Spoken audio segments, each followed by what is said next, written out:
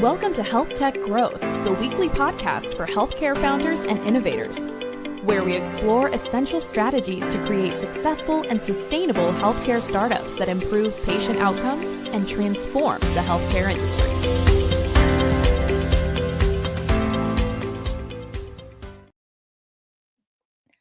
It's always amazing to feature and talk to the inspirational people in our space because there are actually plenty of us wanted to see gaps, solve them, and then keep moving forward in healthcare. And the big blue ocean of healthcare has so many different topics, and sometimes we feel like, wow, what is next? And instead of just constantly looking into the future, we also needed to make sure we're well prepared in the foundational thing that we need to do, and especially when we're responding to emergency situation. So today we are so proud to have Susan Davis here with us. She is one of our 2024 Impact Award winners, ranked #1 across the board of all our judges, and she's our Resilience Award achievement. Yay! Congratulations, Susan, for getting that award and for your creation into your really education platform of serving our clinicians all the way around better in how do we respond to emergency situations despite of all the credentials and the routine ACLS, BLS things that's basic things in place that's they're required for us. So we can't wait to dive a little bit deeper into that conversation. So as we go into it, we know many people do pitch competition awards. How was that experience for you, right? What got you excited to even, hey, I needed to apply. I need to get myself out there. Well, first of all, thank you, 18 million, Sabrina, for having me here, not only today, but for allowing me to participate in your competition, which was so much fun to participate. So how did I even, get involved with that? Well, meeting you through the health tech world, through Vive, through Health, through all these, cutting edge type platforms that are available to us now. And many of us aren't even aware of the warp speed that the world is working in. And yet if you get sucked up into that warp speed, but yet don't take care of your foundational status as an entrepreneur, as a business, as a startup, you can easily get lost in the jumble. So thanks to what you guys do and you and your team at Pulse Point Path, even just applying to this competition, the rubric, if you will, the step-by-step, which has allowed me to think about all the steps of where I am and where I'm going and where I want to be. So, for me, the experience alone of participating has been a blast. It's been fun. Putting together the pitch is horrific. Like trying to take everything that I am and I've done in the past decade towards this innovation and solution and narrowing it down to a 2-minute pitch is like root canal. But it's really fun when you have advisors like you and your team that help narrow it down and provide that scope and that focus for me. So that's been extremely beneficial for me.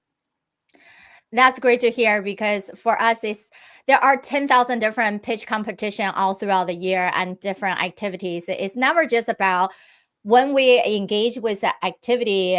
It's not just, hey, I might be able to win and then winning might come with ABC, right? Yeah, that is the ultimate goal for all of us. But it's also about the journey that we get in with any situation. I think Susan and I, right before we hop on here, even tapped into this area. It's that for us to seem to be sustainable, to be growing consistently, is that how do you leverage the right resource that you have? And sometimes it is staying lean, right? We don't have that much time and resource to constantly adding more people or money and staff into our team. And therefore, what do we do to still see the growth exponentially, right? How do we get to that 10 times without having to just work a little bit extra, right? And then, so one of the key elements is how do you create the right boundary, the right space so you can focus on the right thing? And through the awards process, guess what? Some people are gonna always complain, oh, why do I have to think about all different area of my business? And then for me, it's like, as an advisor, well, if you don't even know the foundation, what you need to do for your business, and you're just working so hard, putting more hours into it, you're bound to miss out something big. and then you're going to regret it later, and then it costs you more time and money to correct that. And as people are preparing pitches, guess what? We don't just pitch for funding. We pitch because that's how we communicate with everyone. It has to be super concise within about 2 minutes. We have to actually get to the point for people to get excited, but not having too much gap that we feel like, oh, that sounds great, but next, right? And then ultimately, we have to create the joy and the healthiness of us and the whole company. So when we're selling health, we have to embody that. Otherwise, there's a disalignment. And if there's no joy, then we're constantly going to feel like it's working too hard. We're going to burn out instead of pushing through the ups and downs. And Susan, you're experiencing that as someone who already have so many doctor degrees, very much accomplished in your career. You're teaching, you're educating, you're creating this new complete educational platform, as well as have to deal with the horrendous thing of Mother Nature, right? Damaging the Florida. And then you have to be able to find your place to live on top of everything. Yeah. So again, that is kind of winning the resilience award really resonated on a million different levels for me personally, losing my home, losing my car. I lost my brother last year. Meanwhile, I still in my business kept progressing. And it was from situations and meeting literally this, not just because I'm on Pulse Point Path right now, but it's been your direction and the platform that's really helped me as an entrepreneur and a solo nursepreneur. I've just hired my first fractional COO. I have a couple new team members coming in. And to your point, I think it's a really big point to share with our audience today is that you putting a pitch together is far greater than asking for funds. It's really narrowing down your message. And I was just speaking to a colleague this morning about this. And I think you need to take that pitch and almost like anymore, every 5 minutes, you need to update it because what didn't exist 3 weeks ago, 6 months ago is here now. So the language changes. And if you are working towards keeping that pitch fresh, again, not for money, but just for yourself, so that when you iterate and when you reiterate and when you're discussing with whoever's in front of you, you can narrow down that key piece that shows your joy in the journey. When you say too much or you have too much, it dilutes the next jigsaw piece to this wonderful puzzle. And that's what we're after. We're after the who's to our how. It's a giant puzzle. And if you think your puzzle is going to be done and it's this big, it's not. It's one of those 80 million piecers and there's pieces missing and you have to be okay with that. And then find joy knowing that those pieces are going to be missing, but through relationships with you, like what you guys do, the people that I'm meeting because of this competition and what we're going to do together is the fun. It's so much fun. And you do have to find joy and fun and understand that the jigsaw puzzle is a 800 million piecer and that there might be likely pieces missing. Right. And then it's to be okay with that.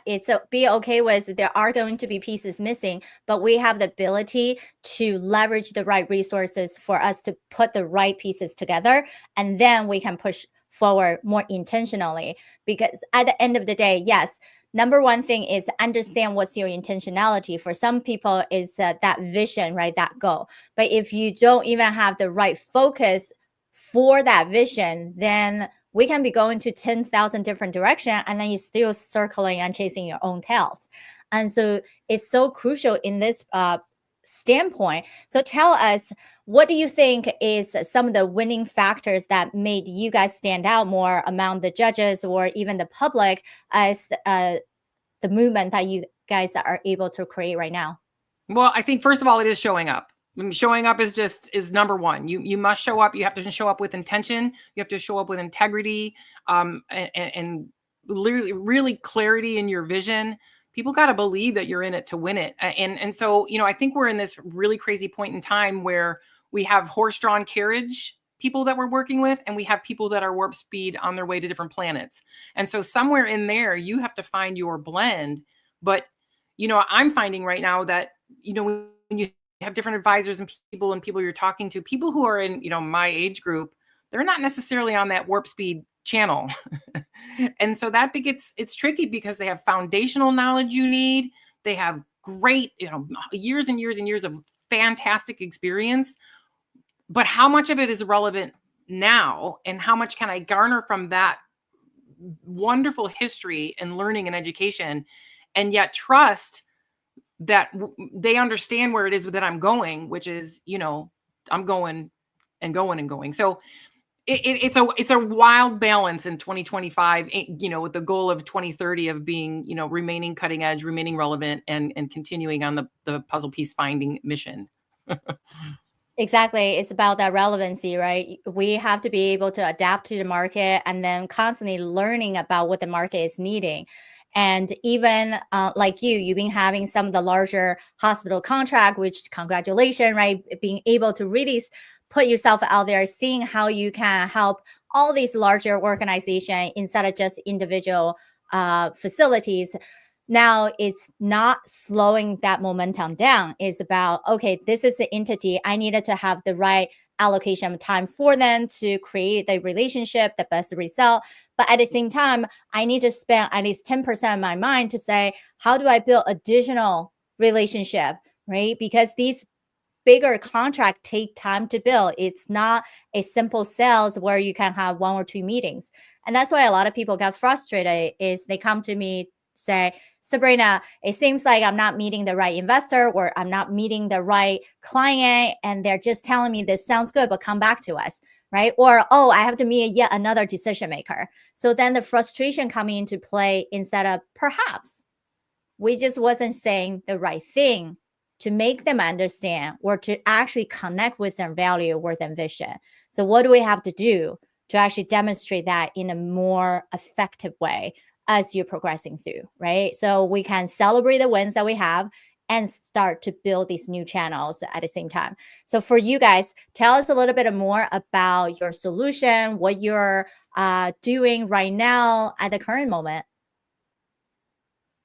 So, and again, it's all about building relationships, adding value. Where can you add value? Especially when you don't know the answers, it's so easy. You just say, oh, well, I can fix that. Okay, then let's do this. So working with, like you said, I have some larger contracts right now that have been very exciting. They really appreciate the transparency of, okay, I know that this works. I can do this until the cows come home all day long. Your situation is a little bit bigger, a little bit grander. I don't want to overpromise, and under deliver. So if you're willing to work with me on this, then let's do it. And they get really excited because the solutions we have, they work. So Sabrina, I mean, it works 100% of the time. I can guarantee no matter what. Where I am right now is making sure that I can keep that quality as we scale, and we're starting to scale, pretty quickly. So meeting the quality. So what we're doing is we have, on-site solutions.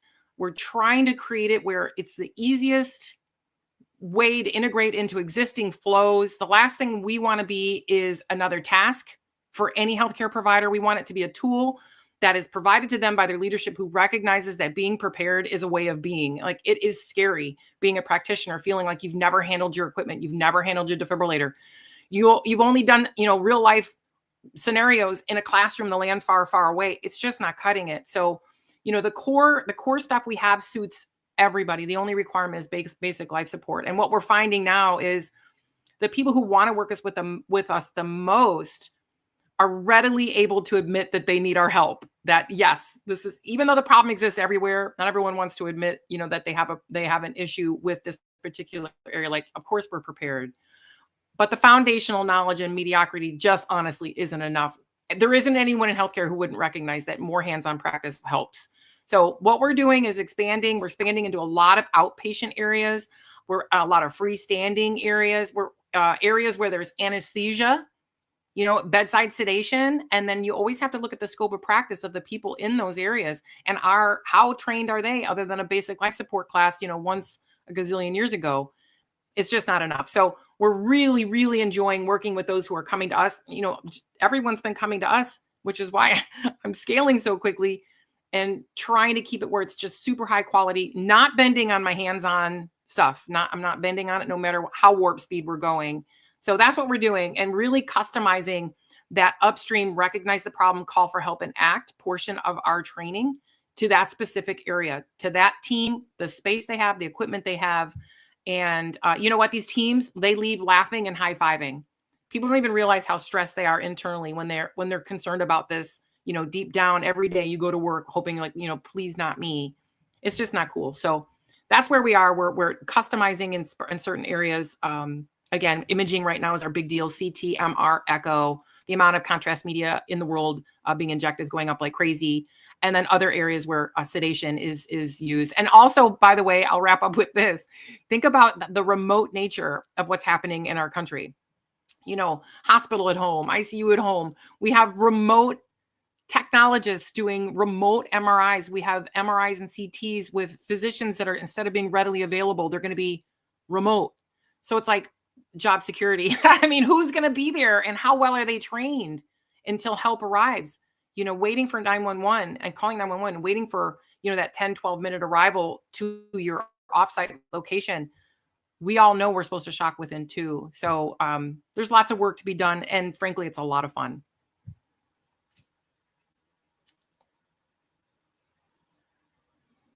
Oh, it looks like you're frozen, Sabrina. Oh, and you're muted. There you go.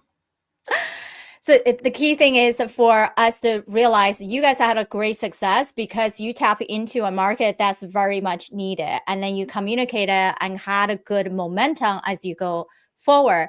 And you start expanding into that remote area, knowing that's the next phase because how our market is changing. So for everyone listening, that's we see for a educational technology platform or any training type, you are thinking, hey, perhaps I'm not as innovative as people are building devices, wearables, a complete digital front. That is not the point about innovation. The innovative nature of who we are as a healthcare professional, as providers, as seekers is on what do we need to do to solve a problem that we need in the most effective way. And are